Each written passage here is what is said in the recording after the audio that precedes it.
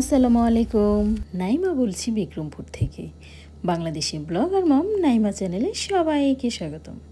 কে কোথা থেকে আমার ভিডিও দেখছেন তা তো আমার জানা নেই, তবে কাছে এবং দূরে দেশ ও দেশের বাইরে যে যেখান থেকে আমার ভিডিও দেখছেন, আশা করছি সবাই আল্লাহর রহমতে অনেক ভালো আছেন।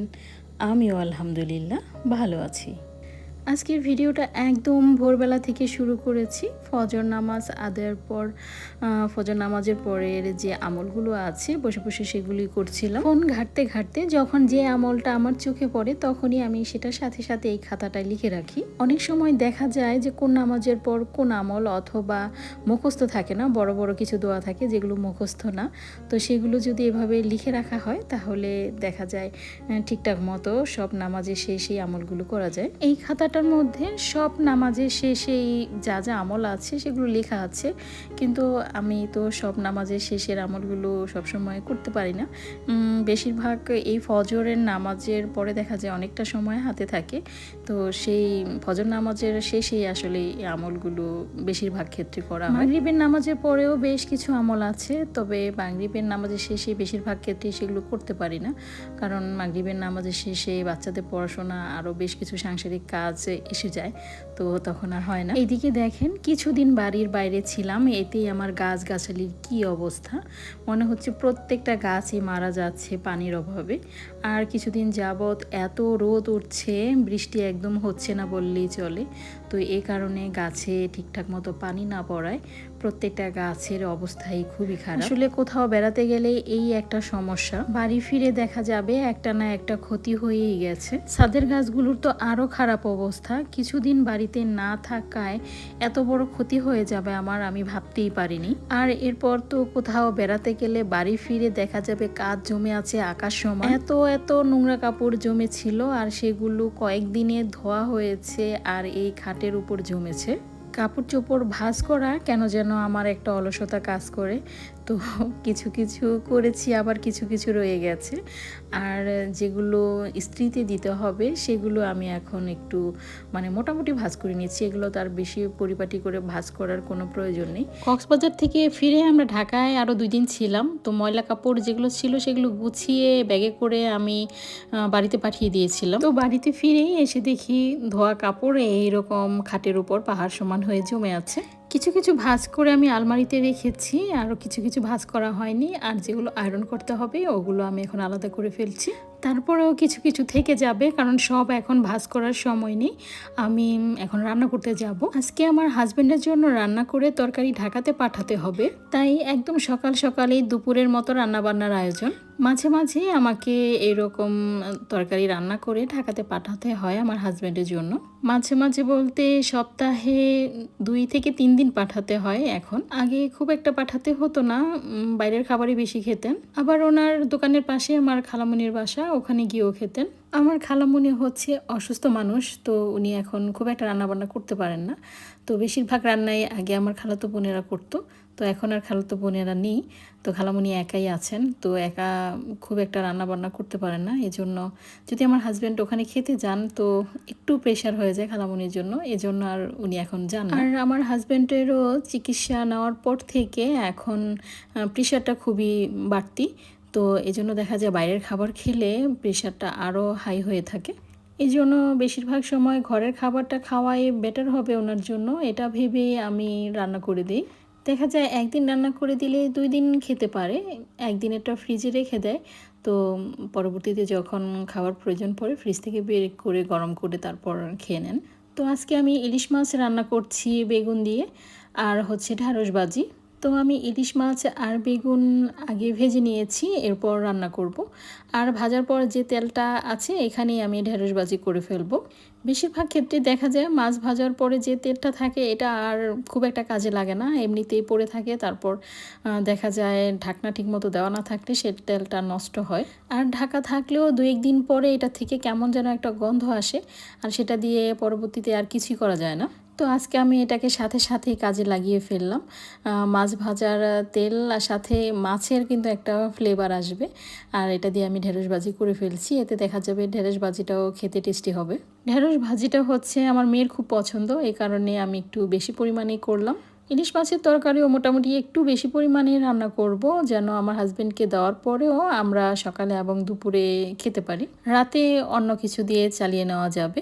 আর যেই গরম পড়েছে, সকালবেলা রুটি বা ভাজি করার মতো এখন আর কোনো পরিস্থিতি নেই। আমার তো গরমে খুবই অস্থির লাগছে। এই জন্য একটু বেশি পরিমাণে করে নিয়েছি, যেন এই তরকারি দিয়ে আমাদের 2 বেলা হয়ে যায়। আর সকালে নাস্তা আলাদা করে আর করব না। যে বললাম প্রচুর গরম লাগছে, মনে হয় সারা বাংলাদেশের সব জায়গাতেই প্রচুর গরম, যেহেতু বেশ কয়েকদিন যাবৎ বৃষ্টি নেই, শুধু রোদ আর রোদ। এত গরমে রান্না করা বা রান্নাঘরে থাকাটাই অনেক কষ্টের, তার মধ্যে যদি আবার কয়েক দফায় রান্না করতে হয় তাহলে তো সেটা আরও অনেক বেশি কষ্টের হয়ে যায়। এই জন্য বাচ্চাদেরকে বলে দিয়েছি যে যেদিন তোমাদের বাবাকে তরকারি দিব সেদিন আর রুটি ভাজি এসব কিছু করব না, ভাতই রান্না করব ডিরেক্ট। সকাল দুপুর রাত 3 বেলায় ভাত চলবে। তো এটা শুনে আমার বিশেষ করে ছেলে একটু মনটা খারাপ করেছে, কারণ তার রুটি খুবই পছন্দ। যদি 3 বেলা রুটি খেতে দেই তাহলেই সে বেশি খুশি, তো ভাত খুব একটা পছন্দ করে না। তো একটা কাজ করতে হবে আর কি, মেখে আমাকেই খাইয়ে দিতে হবে। নিজের হাত দিয়ে, বিশেষ করে এই মাছ দিয়ে তো একদমই খাবে না। তো 2 জনকেই একসাথে করে মেখে তারপর খাইয়ে দিতে হবে। রান্না করার পর আমি একটু ঠান্ডা করে নেওয়ার জন্য ফ্যানের নিচে রেখে দিয়েছিলাম, কারণ গরম গরম খাবার প্যাক করলে দেখা যায় যেহেতু অনেক দূর যাবে তো গরমে নষ্ট হয়ে যেতে পারে। তো আমার শাশুড়িকে দেখতাম এভাবে, যে আগে তো প্রতিদিন ভাত রান্না করে আমার শাশুড়ি পাঠাতো তার ছেলেদের জন্য দোকানে। তো এরকম টিফিন ক্যারিয়ারের মধ্যে রেখে তারপর ঠান্ডা করতো, ঠান্ডা করে তারপর সেগুলো প্যাকেট করতো। তো আমিও ওইভাবে গরম তরকারিগুলো ফ্যানের বাতাসে ঠান্ডা করে নিয়ে তারপর প্যাকেট করলাম। বাচ্চাদেরকে খাইয়ে দেওয়ার পর সেই প্লেটে আবার আমিও খেয়ে নিচ্ছি। তো বাচ্চাদেরকে খাইয়ে দেওয়ার এই উপকারিতা যে এক প্লেটে সবার খাওয়া হয়ে যায়, প্লেট বেশি নষ্ট হয় না, ধোয়াধাইয়ের ঝামেলাও একটু কমে যায়। এদিকে বেশ কয়েকদিন বাড়িতে না থাকায় ফিল্টারের ভিতরে পিঁপড়া ঢুকে গেছে, তাই বাধ্য হয়ে এটাকে খুলে আবার পরিষ্কার করে নেওয়া হলো। বাড়ির মানুষ বাড়িতে না থাকলে যা হয় আর কি।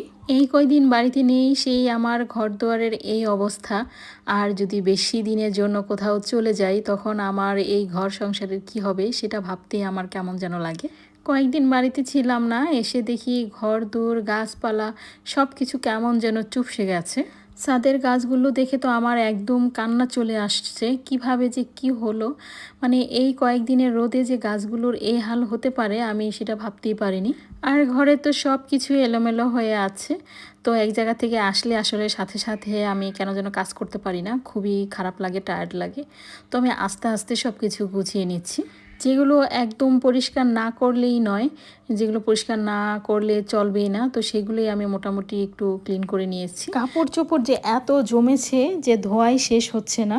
যিনি হেল্পিং হ্যান্ড আছেন আমার, উনি ধুয়ে দিয়ে যাচ্ছেন, কিন্তু ভাঁজ তো আমারই করতে হয়। তো এগুলো ভাঁজ করতেই আমার খবর হয়ে যাচ্ছে।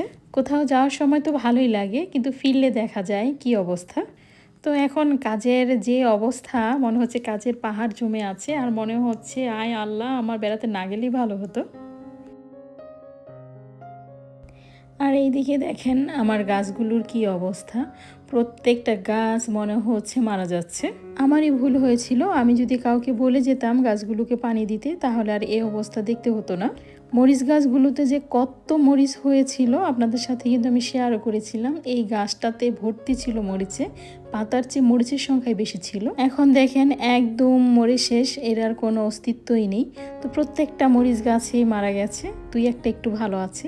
সাথে পেয়ারা গাছগুলোরও অবস্থা অনেক খারাপ। তো এগুলো দেখে আমার মনটা এত খারাপ হয়েছে যে সেটা বলার মতো না। তো আমি এসে তারপর থেকেই 2 বেলা করে পানি দিচ্ছি, একদম বালতি ভরে ভরে। দেখি এই গরমে রোদের তাপে প্রচুর পরিমাণে পানি দিয়েও গাছগুলোকে বাঁচাতে পারি কিনা। আমাদের ছাদটাতে আবার প্রচুর রোদ, একদম সূর্যোদয় থেকে শুরু করে সূর্যাস্ত পর্যন্তই এখানে রোদ থাকে। এর মধ্যে তো প্রায় বৃষ্টি হয়েছে, তাই গাছ নিয়ে খুব একটা পেরেশানিতে থাকতে হয়নি।